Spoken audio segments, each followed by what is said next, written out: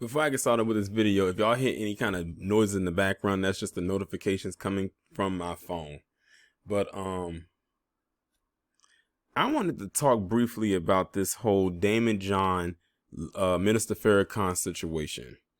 So basically, what we have here is yet another Negro who has been spooked by the J community for daring to mention Minister Farrakhan's name, especially with how they feel about him, and not just the J community, but many PC people as a whole just don't like him because of the propaganda that has been put out about him over the years.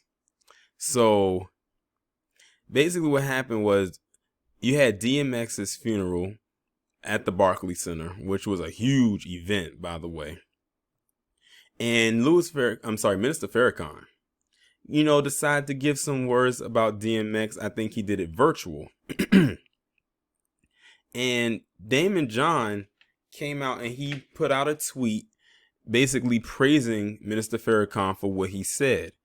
And not even maybe mere hours later, probably within the same day, he deleted the tweet in which he praised Farrakhan and replaced it with the one that you see on your screen.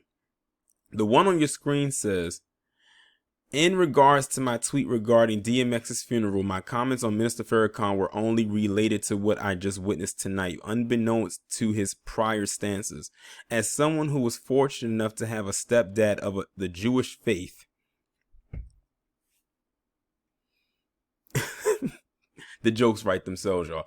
"I do not condone and never condone any anti-Semitic prejudice or any remarks of hatred. The prior tweet will be removed to avoid further pain and confusion to anyone who has felt hurt in the past by any negative." Now it kind of cuts itself off. Maybe if I read this article, it'll pull the rest of it up. But let me tell you something.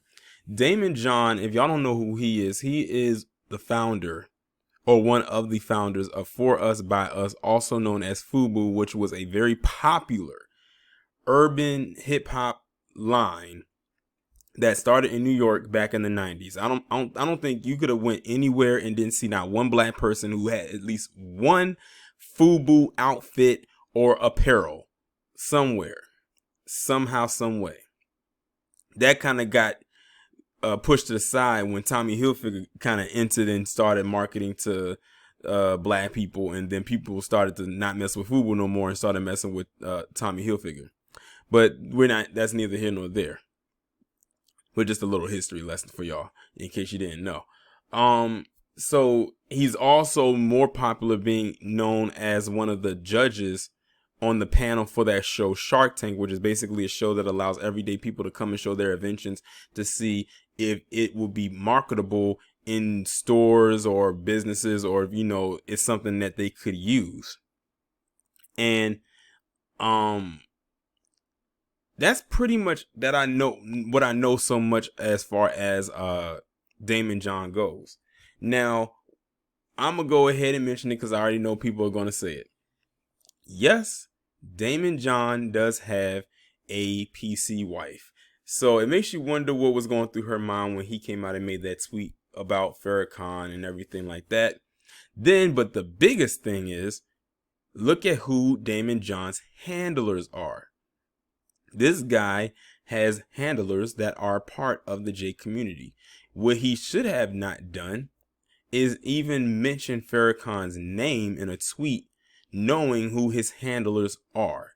I am so sick and tired of these Negroes out here big upping the minister 1 minute and then reverting back and reversing everything that they say because they got spooked by who the very next minute.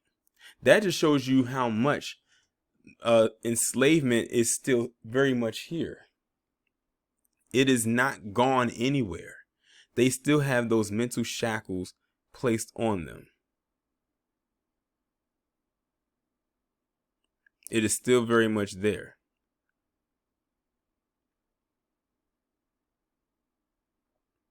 And Daymond John, with all the money that he has acquired over the years, and with everything that he has done, with his success, he still has paymasters that he has to answer to.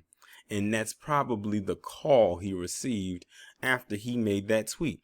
Because, see, here's the thing. He should have known that they don't like Farrakhan. They have not liked the minister forever because they say this, that, and the third about him and all types of things. So if you run the risk of saying stuff about him and you know that it can affect your well-being, don't say it at all. Nick Cannon did the same thing last year, and you saw he had to go on a whole apology tour, and it's almost like he had, man, if that guy could have had a psychotic break, he probably would have. And Daymond John better hope he doesn't have to go on that same tour, but they already got him because he took down the tweet and then he basically gave an apology. And then threw the part about him in there saying he was fortunate enough to have a stepdad of the Jewish faith. He just had to throw that in there to soften the blow.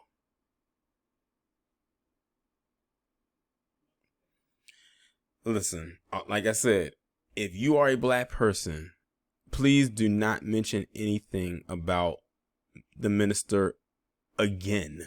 If you're not going to stand on your square with your words and what you say as it pertains to this man, because you're really not on his side. If he wants to speak, let him speak, but don't you say anything in response to it. You just agree with it offline. Do not tweet anything. Don't post nothing if you're not going to stand by what you say. Will there be consequences? More than likely. But you have a community that will back you up. See, this is exactly why it's good to be on code. Because if you're on code, then you wouldn't have to backtrack the way that you do. And this doesn't just go for Daymond John. This doesn't just go for Nick Cannon. It goes for anybody. But you can tell that by them not being on code, this is exactly why they end up in the pitfalls that they're in. He's on a tight leash. Daymond John just proved that he's really not the boss that he thinks he is or claims to be. I mean, he's a boss in his own right, but he's not the boss, quote unquote. And he found out when he posted that tweet and had to remove it. Because he already knew what was coming down the pike had he let it stay up any longer than it did.